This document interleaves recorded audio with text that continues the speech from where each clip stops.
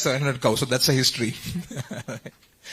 So that's how we started it. But after that, it was non-stop. So people say, are you the founder of that bull? Still lives with us. His name is Balram.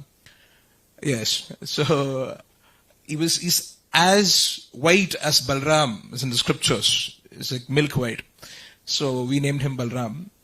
So I tell people, I am not the founder of Dakshin Vrindavan. He is the founder of Dakshin Vrindavan. People think, oh, you're being so humble. Absolutely not. I'll tell you why. I'm just putting the onus of maintaining the cows on Krishna, not me. If I'm the founder, I should maintain. Right? Now the point is that at this point of time, every day we have 700 cows. The per day consumption of green grass is almost about 8,000 kilos. 8 tons is what we require to feed the cows for one day. So you can imagine what is the quantity of feed that we require for a month and for a year. And approximate maintenance expenses would come to about, 1.5 crores to 2 crores easily. Just the maintenance. I'm not talking about the veterinary expense or infrastructure. If I had a slightest idea that I'll incur about 2 crore rupees to maintain the herd 10 years down the lane, I would have never picked up Balram. I would have never done it.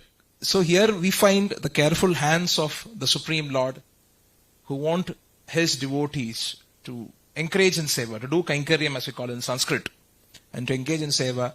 And now we find something called as deep internal satisfaction, which cannot be explained but only to be experienced with Gau Seva. Wonderful.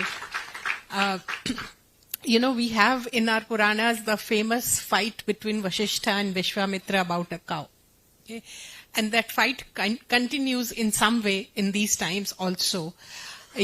I'm a traveler, I travel around, and I've seen dog shelters, I've seen bear shelters, I've seen elephant shelters.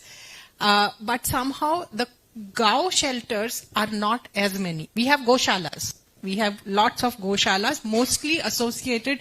In fact, another thing that was very tightly integrated with our temples was Goshalas, right? So with the temples now becoming urban, even the Goshalas are out of picture, and very few Go Sadans or Go shelters. So why is it so? And as an advocate, I also want you to touch upon the legal framework that protects cow, which is a state subject. So where is it protected, where the slaughter is not allowed, and where it is allowed, and why? Of course. Now to start with, we all know that, unfortunately, the Parashurama Kshetra, what we call up as Kerala, is a hub where beef is maximum consumed.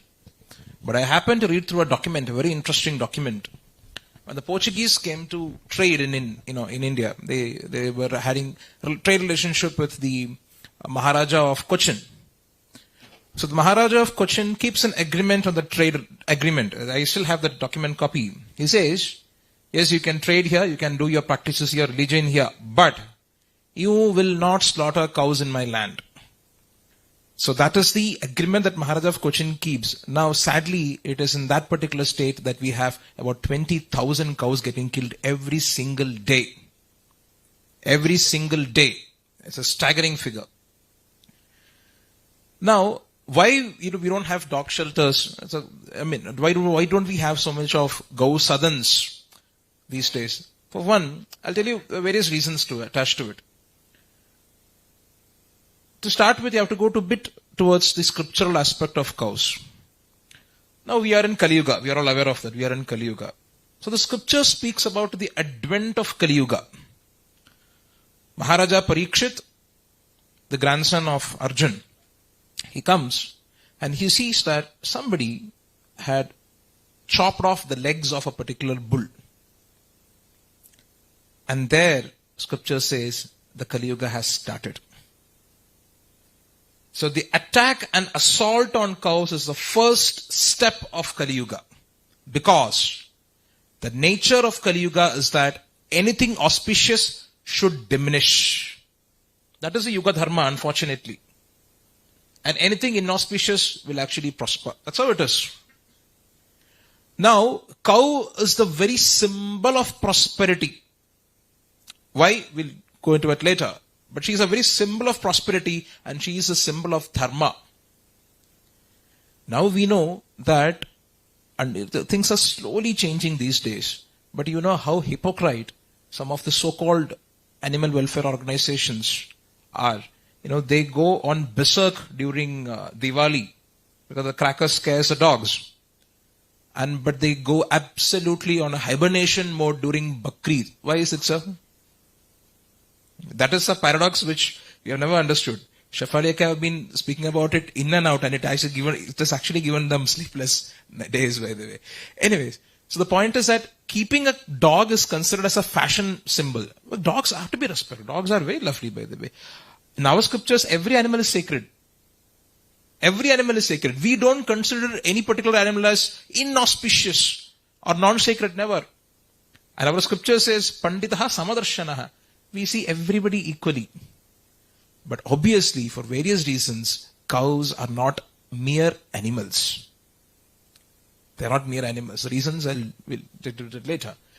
But keeping a dog, petting a dog, is considered as a fashion thing. And that is not the same case with cows, because cow was associated with dharma. And there is a vested agenda to destroy dharma.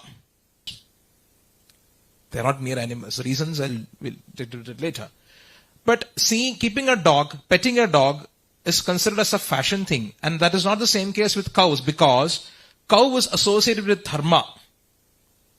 And there is a vested agenda to destroy dharma. I have to give a small story here. The great Shaktan Tampuran was a great king of Cochin. On his birthday, he came quite late to the lunch. And his dhoti was all soiled with blood. So his mom asked, what is it? What happened? And he says, I had to kill a person. I said, you killed a person on your birthday? He said, yes, I had to. Why so? You know, he was about to slaughter a cow. I couldn't tolerate, so I killed him. So whatever it is, you should have avoided killing a particular person on your birthday. He said that, how will I face my ancestors if I don't react to a cow being killed? I'm ready to take up the sin, but I'm not ready to take up the sin of not able to face my ancestors because I failed to protect a cow. And here we are talking about protecting one cow. Now we can see how this state has failed terribly to protect the cows. Because there is a vested agenda which has been injected to us from years, basically because of the influences of Britishers and others, that keeping cows is considered as, attached to a religion, and dogs, it's considered as a status symbol. And coming to the legal framework of it, cow slaughter is pretty much possible in Tamil Nadu. People have a notion that cow slaughter is not allowed in Tamil Nadu. It's pretty much legal in Tamil Nadu. Cows of certain age could definitely be slaughtered in Tamil Nadu as well. There is absolutely no ban on slaughtering of cows in Kerala, West Bengal, and in some states. Cows are protected and they are forbidden to be slaughtered only in almost about 60% of India's states. In the rest of the areas, cow slaughter is pretty common. It is allowed legally because cow protection happened to be a state subject. So, which is why that is how it is. So let me ask you some questions which lot of the people, especially youngsters in the audience, will face when they go out. Why is cow important? We can approach this via two ways. Scriptures say scriptural aspect as well as practical layman aspect without any scriptural basis. Let's first approach the scriptural basis, because scriptures never go wrong. There are two important qualities of cow which makes her very important actually. One is upakari and second one is nirupadravakari. Upakari means every aspect of her existence is for the welfare of humans. Imagine she just consumes grass. You and me can't eat grass. She eats grass. And in return, she gives milk. And from milk derives butter, buttermilk, curd, whatnot. And your cottage cheese, ghee, most importantly. Now comes the practical aspect of it. The best thing that the cow gives is actually the cow dung. And our Shastras knew this very well, because Scripture says, Gomaye vasati lakshmihi, not kshire vasati lakshmihi. Gomaya means cow dung. In cow dung lives Lakshmi and not in milk. Now, let me ask you something. If our scripture have to equate excretia of a particular animal to be the resident place of the goddess of prosperity, imagine what would be the status of that particular animal.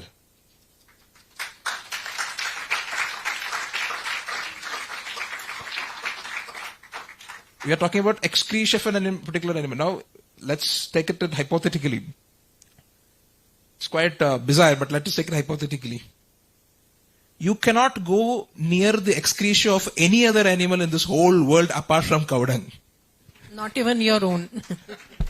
You pile up a whole hill of cow dung, you can go to it. You can go near it. I'm talking about, when I say cows, I mean deshi cows, by the way. Because there's a wonderful minister in Kerala. He went to Switzerland. Then he saw that the cows there give about 40-50 liters of milk. And is this cows to Kerala?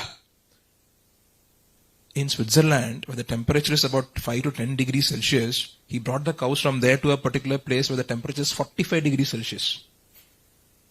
So that is the kind of politicians that we have and the wonderful policies. And it was a failure anyways. So the point is that when I say cow dung, it means deshi cow dung. You pile up a whole 5 tons of cow dung. You can go near it. You can sit near it. Nothing will happen. But can you imagine that with any other animal in this world? Any other animal. It is not possible at all. And that is why she is so special. Because from the cow dung, you can do agriculture. Organic agriculture. And with that, you get excellent food grains, fruits, vegetables.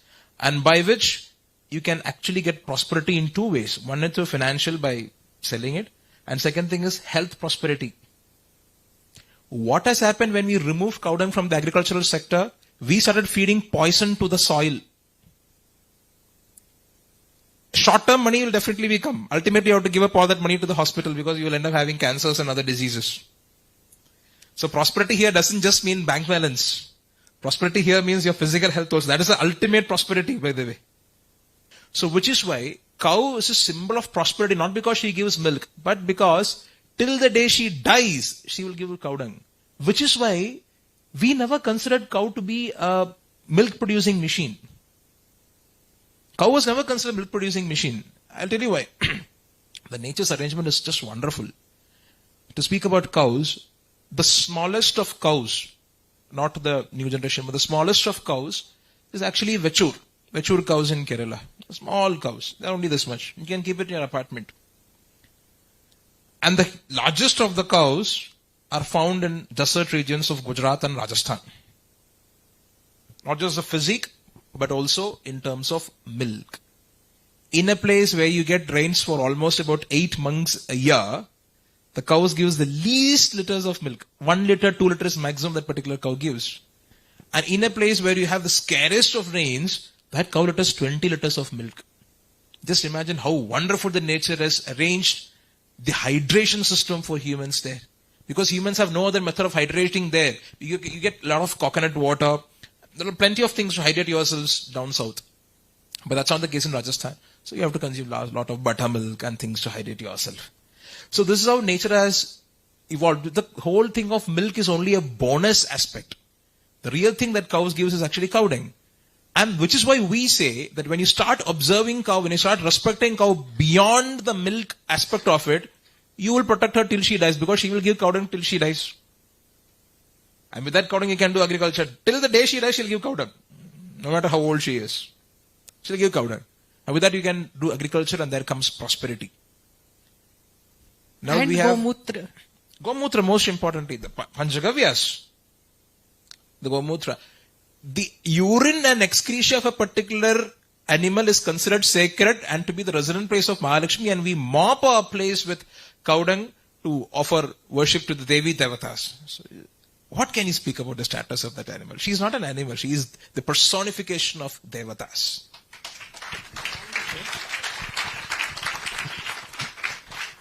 Wonderful. So, imagine I'm a urban dweller.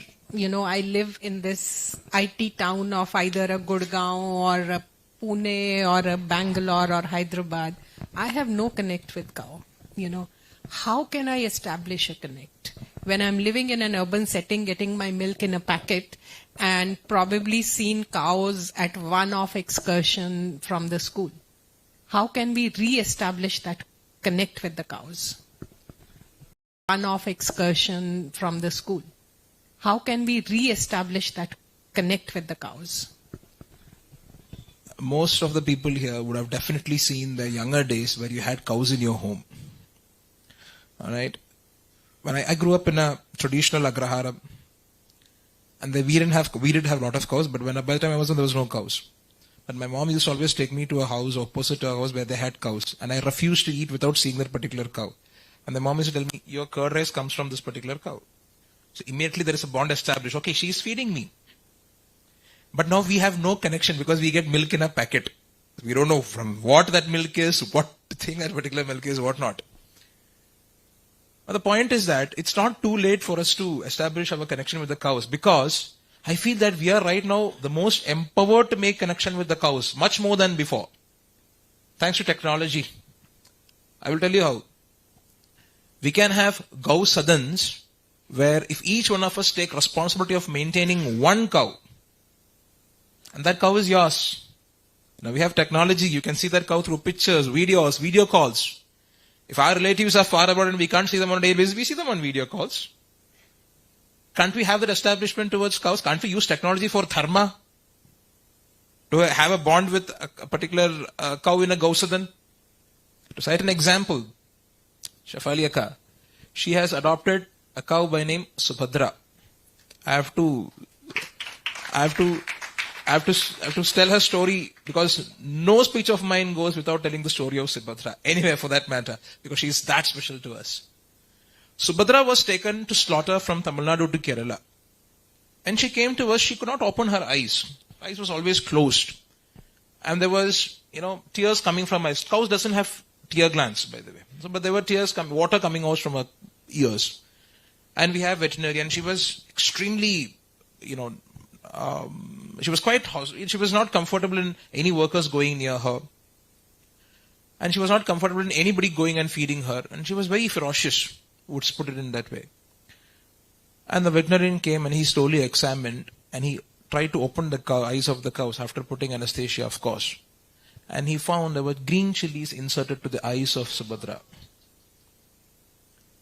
And there were tobacco inserted in the other eyes and in the private parts of Subhadra. I have to speak about this cruelty because most of us aren't aware of this. I know it is uncomfortable to hear. My apologies, but this is a reality. Let's face the reality. More than comforting words, reality is what is to be faced.